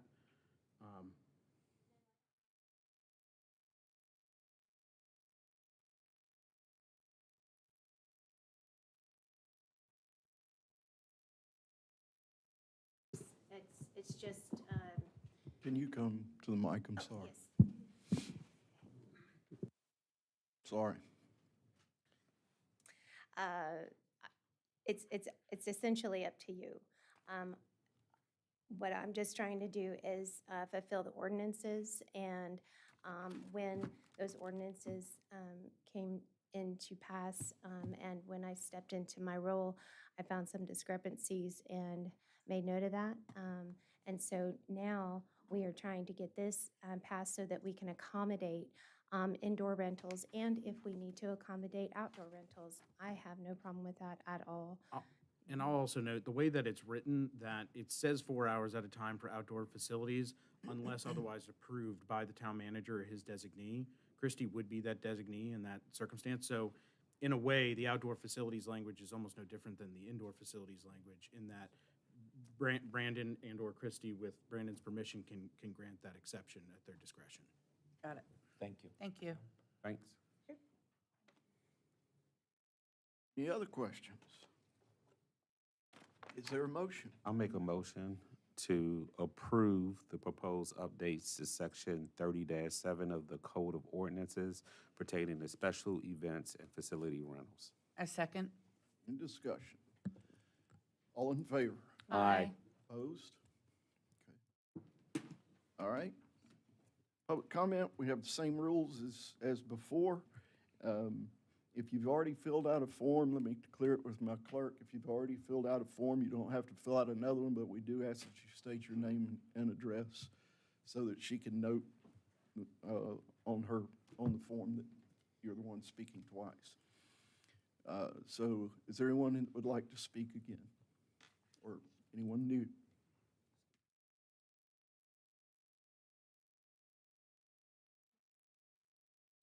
I just wanted to commend all of my fellow residents on doing their homework, and it just reminded me of some extremely riveting reading I did one night on the Business Technology Park zoning code, the BTP.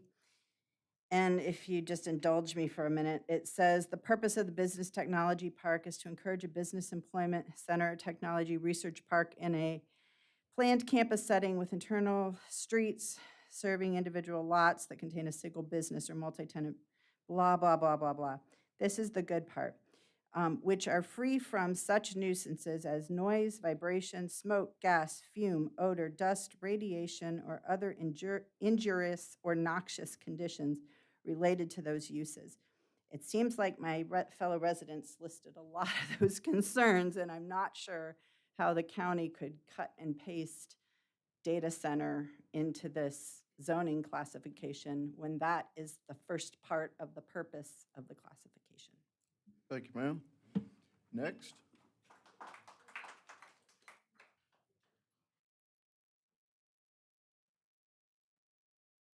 That was Molly Larson. Again, please state your name and address. I'll state my name again, Shawnee Dudley. I live on Hedrick Way here in Tyrone. The gentleman earlier, I just, again, want to just thank everyone who has stood up today and continue to stand up through other means in opposition of the data center. We have a petition that is circulating. We have almost 1,200 community members who have signed on, who do not want this data center to come into our community. So I thank everyone who has stood up for that. But a gentleman who spoke earlier, and I think this is a point, we're all talking about the environmental implications, the health impacts, which are extremely important, and that's one lane. The other lane is the process by which this even happened in the first place. And when we're getting information, and then just like my wonderful friend back in the back said, how did we let this get to this road when there was so much information that you all had before making the decision? And so as council members who are supposed to represent us, it's the hope that you would look into this ahead of time, understand the ramifications of it, and be able to make those considerations knowing that the community does not want this. So I'm going to read my notes because I know I'll get long-winded. With the Fayette County Development Authority brokering this deal, it was undisclosed initially. The details weren't available. You all did not give us the information when we first were coming in and voicing our concerns. We then found out that it was Microsoft, as we all know now, which is one of the wealthiest corporations on earth. And both the Development Authority and this council allowed Microsoft's identity to be hidden from the community being asked to absorb this project. So here's what makes this especially inexcusable. Microsoft itself has admitted this approach was wrong. Microsoft announced that it was no longer going to use non-disclosure agreements with local governments in developing data centers.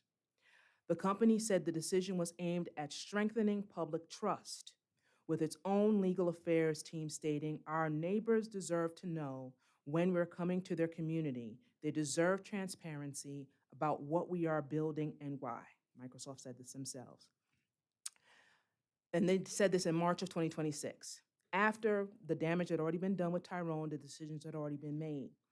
And one environmental group put it, companies typically don't make announcements about building community trust unless those communities are already pushing back pretty hard. Tyrone deserved that transparency from day one, not as an afterthought. Now let's talk about the town council's role, so your role, because the buck does not stop with the authority. Public hearings were held, as we know, 2024, February and March of 2024, considering this annex.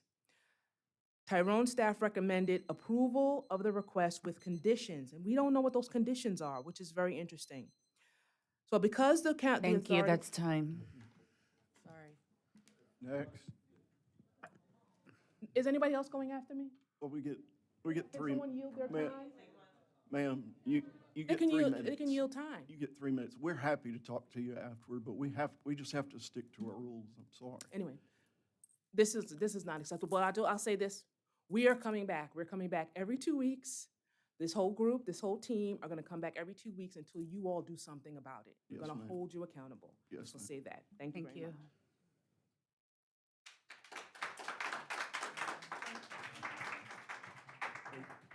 My name is Eric Larson, 105 Kelsworth Way. I don't want to keep anybody much longer, but, you know, I think about this as like a Blockbuster moment, right? Like Blockbuster built thousands and thousands and thousands of Blockbuster video stores, and then they were out of business in 20 years, right? And so they're selling off Blockbuster stores, right? Technology is advancing very quickly, and my fellow Tyronian back there, I think made a point we cannot forget. It has to be brought home here. This is, the reason these data centers are going in is because Microsoft and some of these other companies were asleep at the switch, right? They're trying to use their model for how this stuff is processed, how you process data, how you process searches into big data centers to solve their problem, right? There are articles, if you look, there are folks that can do this kind of stuff, process this kind of information in a Coke can sized processing, right? That's what we're talking, but they're not using old Microsoft infrastructure. They're not using their language, right? I think before we go down this path and we start building 500,000 square feet of an ugly baby, right? I think we've got to see what is capable. Because the last thing we need is to build something this size, and lo and behold, you can do it on a laptop, right? Because this is moving fast. And even by the time we get, it would just be a shame, I think, if by the time we finish this thing up and the first person comes in and opens the door, we don't need it anymore. So I would just caution you there, because then I'll be back in 2 years bitching about that. But I appreciate your time. Language, please.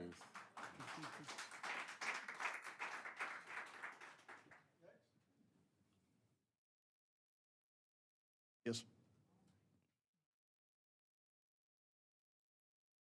Mary Barcala, 2200 Castle Lake Drive, and in the new business section, number 9, talking about 969 Sonoya Road, and I believe in the very quick whatever of what happened, that is the property next to Shamrock Park. Correct. And when I was on the Shamrock Park committee, that was supposed to be turned into parking for the park. Is that no longer part of the, did anyone think about that when they decided to transfer it to the downtown development authority? I already know what development authorities do. Thank you. Thank you. Be happy to talk to you about that afterward if you'd like. Next. Ms. Redwood.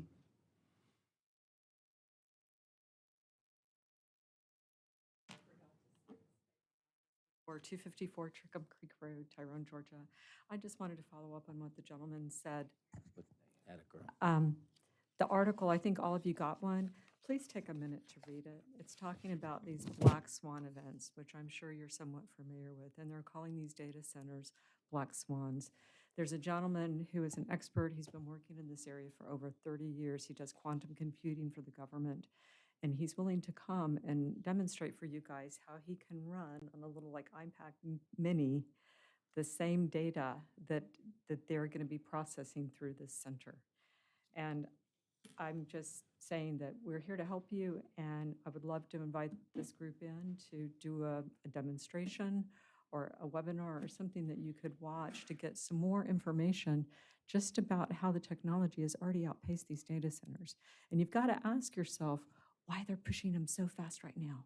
Why do we have 77 to 84 here in Georgia coming in? They're around the country. All of a sudden, it's hitting us. And it's because they're desperate, because this is going to be outdated. So I really want you guys to do your due diligence on that. So we're not sitting here with these big, huge, empty commercial spaces that look like prisons. So thank you.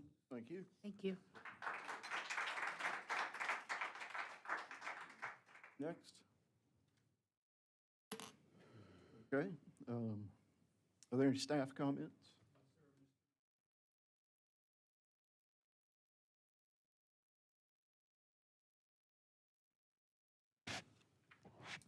Evening, Mayor and Council.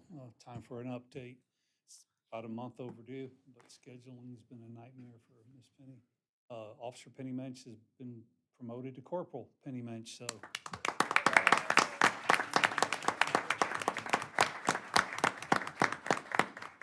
at the first available opportunity, we will have our newest arrival before you, for all of you to meet. So have a good evening. Thank you. Thank you. Thank you. Congratulations.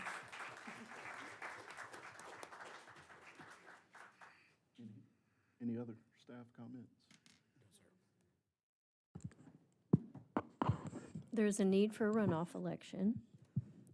It'll be held on June 16th at the library, or check your polling place on myvoterpage.com. And advance voting will happen a week before that, from June 8th to June 12th in this building right here. Thank you. Sure and vote. Any other staff comment? Scott, Christie? Anyone else? Yes. Council comments. I do.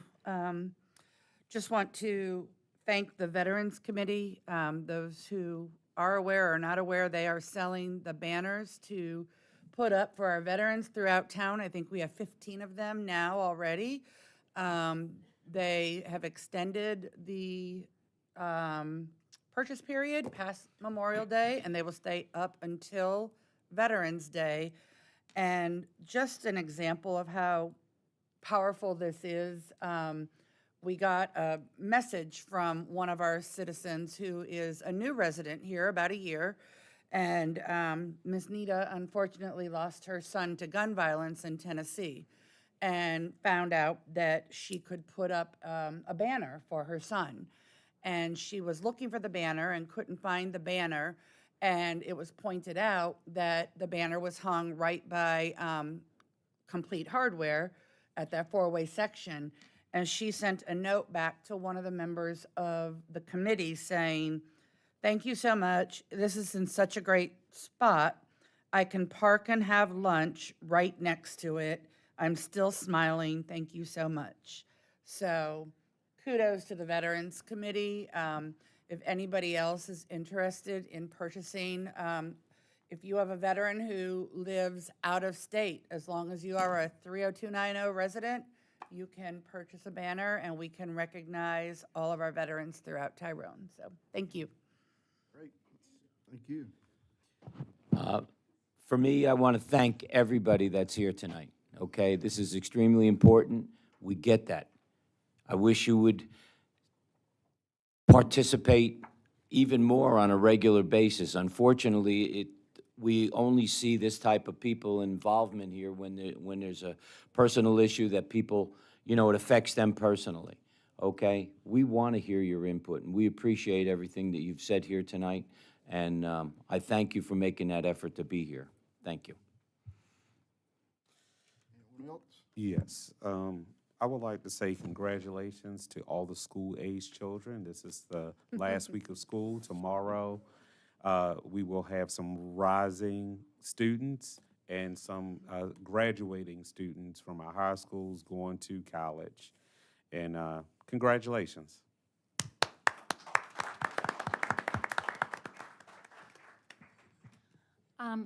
Mr. Davenport, some of the questions that came forth were directed towards the legality of what was done with the Fayette County Development Authority. Can you explain what the actual NDA was to them? As you recall,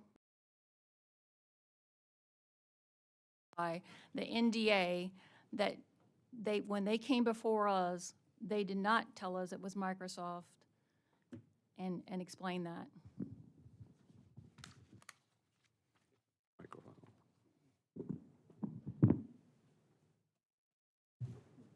My comments are based upon what I know about NDAs. Okay. I know nothing about what the Development Authority did or Yes, did sir. not do with the Yes, town sir. of Tyrone. Yes, sir.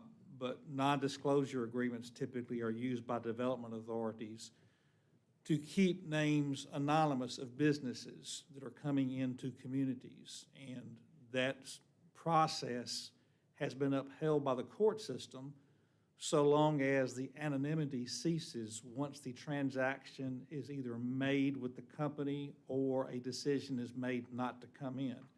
That's when the anonymity ceases. I don't know what the time frame was of the Development Authority, when that information came about or not, but that's how NDAs typically work. And if there was interfacing between the Development Authority and the Town of Tyrone, and the decision hadn't been made by Microsoft, then the anonymity would still have been there. Correct. Thank you. And one more thing was brought up. Several people mentioned a moratorium at this time to stop the data center that's already been approved.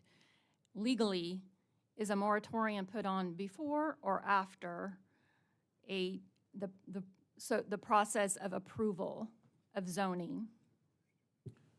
Well, there are a number of different types of moratoria that you can look at.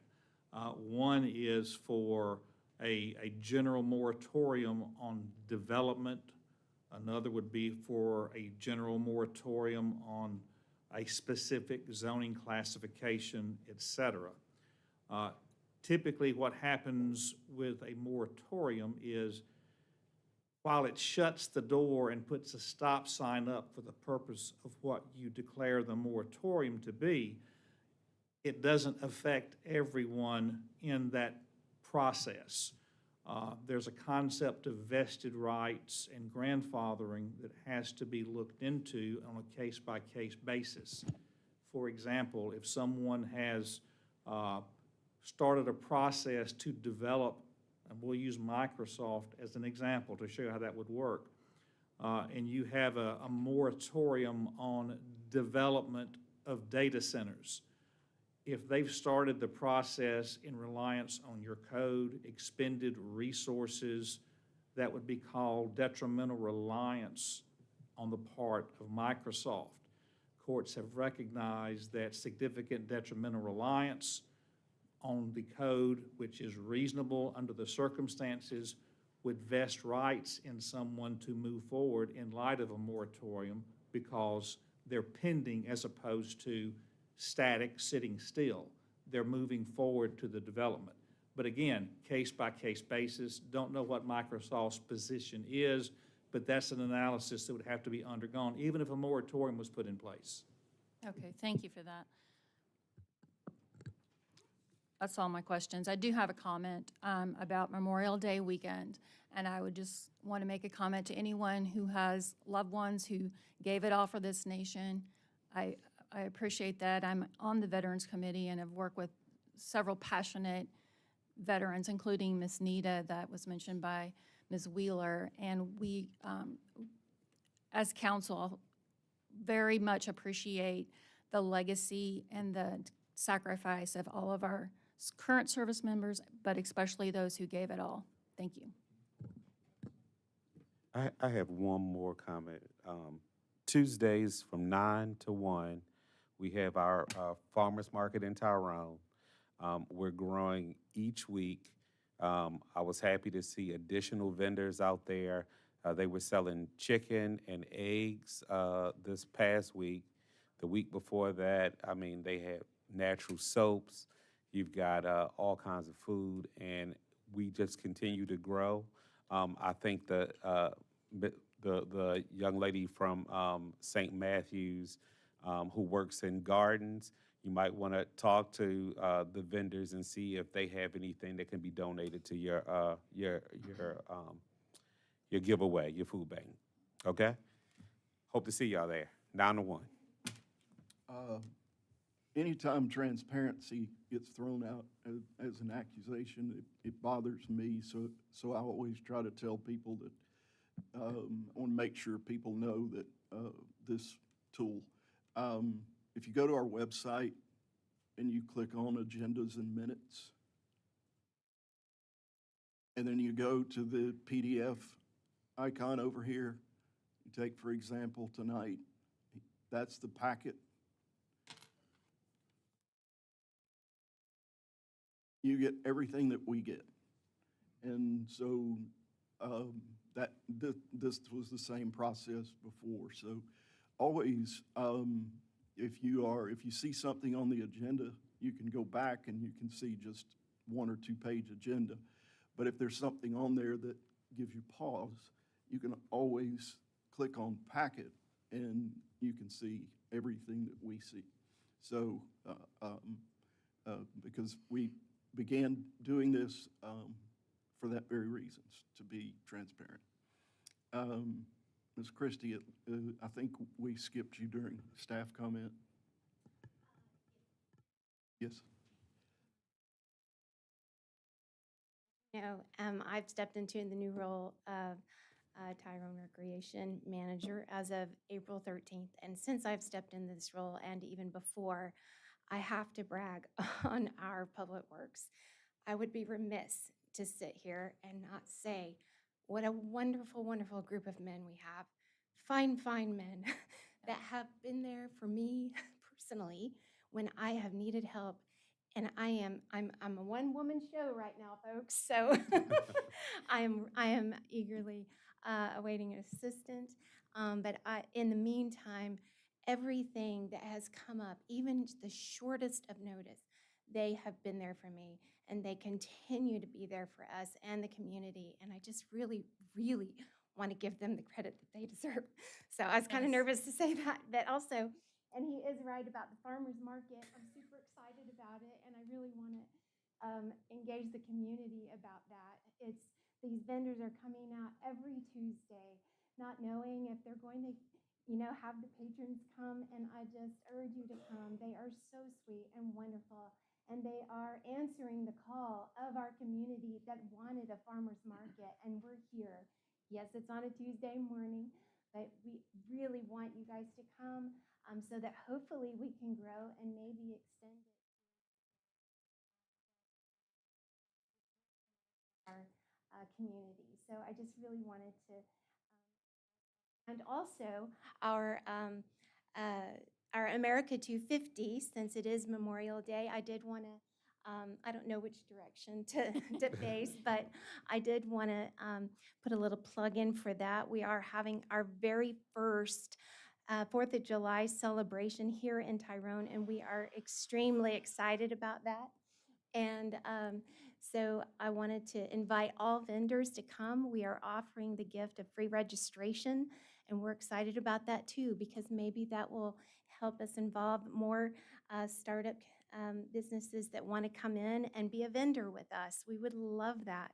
So, and also at the same time, celebrate our community and most of all, our country. Thank you so much. I'm so glad y'all Christie, let me did you do want this. to talk about the night market? Maybe at least mention that? Yes, we have the night market coming in on June 12th. I believe it's from 5 to 10. Isn't that correct? Yes. So we're excited about that, and that brings even more vendor possibilities to our town, and so we're excited about that. So thank you, DDA, for doing that for our community, and let's see how it happens. Okay. All right, thank you so And much. she's always open to volunteers. Oh, yes. Oh, yes, please. All right, thanks. All right. Any other council comments? All right.